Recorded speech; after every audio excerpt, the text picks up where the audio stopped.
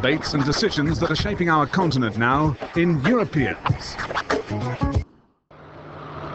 Jinsei seems a relatively quiet place, 50 kilometers southwest of the capital of the Czech Republic, yet it's at the center of a tense controversy. The government is enthusiastic about installing the first US anti-missile radar base here in Central Europe.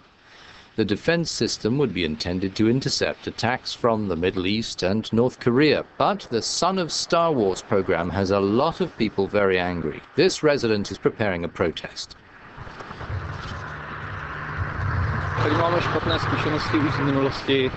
We've had many bad experiences here in the past, and we still remember them.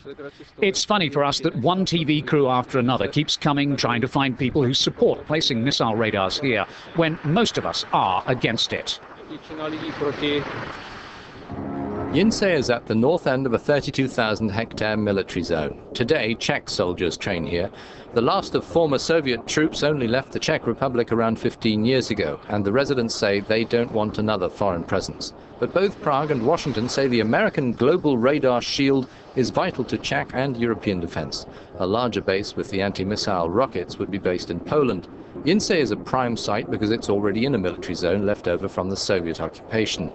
Washington says it needs an anti-missile defense system in Europe to guard against potential threats from rogue states such as Iran. Shields are already up in California and Alaska.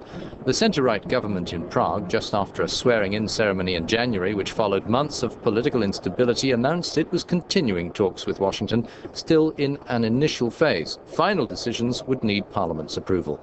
The government is facing stiff resistance from the opposition Social Democrats, who object that the bilateral deal's not part of a NATO plan, and Russia has warned against putting a new defense system in its backyard.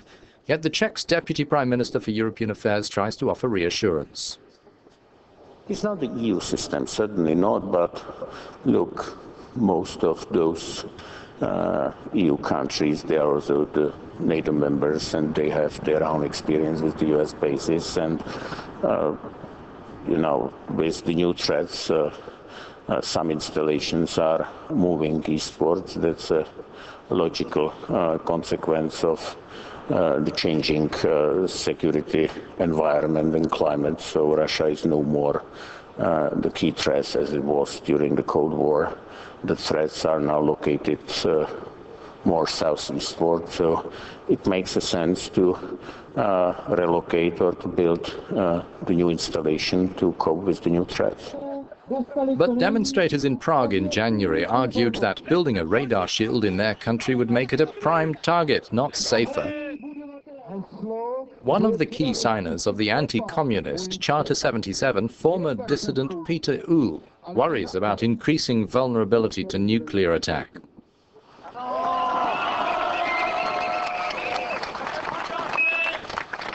The radar works as part of the missile base, and it presents the same danger and is just as threatening as the missile base.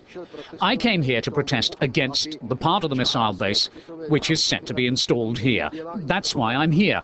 When enough people here protest, the political parties and political power will have to take this into consideration and realize that the base should not be placed here.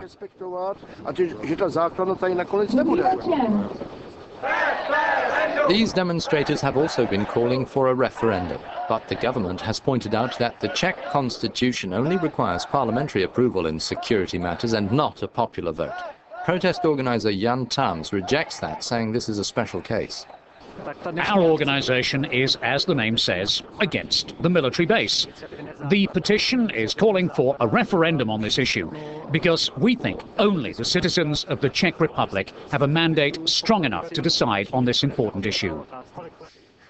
In a recent opinion poll, however, almost 60% of Czechs interviewed said they favored a US base if it's only for radar. Ivan Gabal runs a consulting firm specializing in European and North Atlantic affairs. He says what Czechs really want is NATO and EU support on this issue.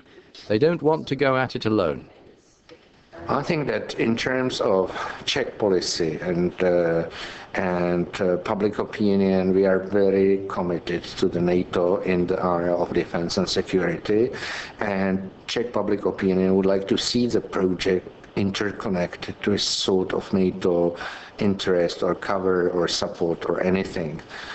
Czechs are not isolationists, so we did have our soldiers in Afghanistan, we do have our unit in Kosovo and other places, so there is clear interest to contribute to the global security, and I think that perception of this system is as a contribution.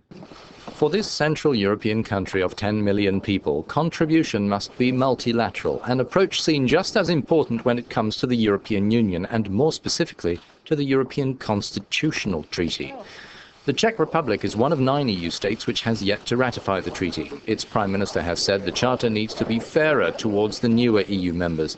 So German plans to revive the current treaty look likely to receive only a limited contribution from the current Czech government. There is no clear picture coming from at least German presidency how the things should look. So there is a certain stagnation on the level of European Union, and part of the political crisis in Central European countries is given by the fact that European Union lost dynamics.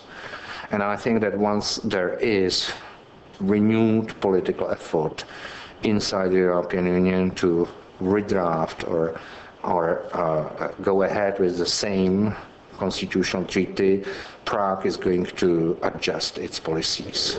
The Czechs, like their Central European neighbours, have already adjusted a great deal in the past years, as a new member of NATO and of the European Union. But most Czechs feel their future is inside Europe, regardless of any political turmoil.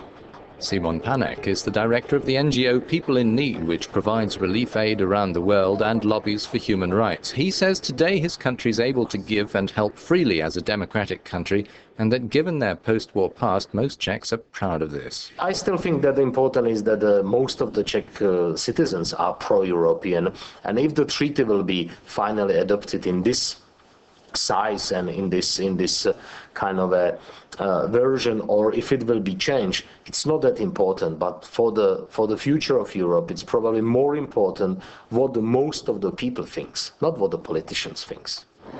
The Czech government says it hopes to settle a US radar deal by the end of this year. The EU German presidency hopes to get a constitution in place by 2009, when the next European Parliament elections are to be held. Different priorities for a Europe moving in more than one direction.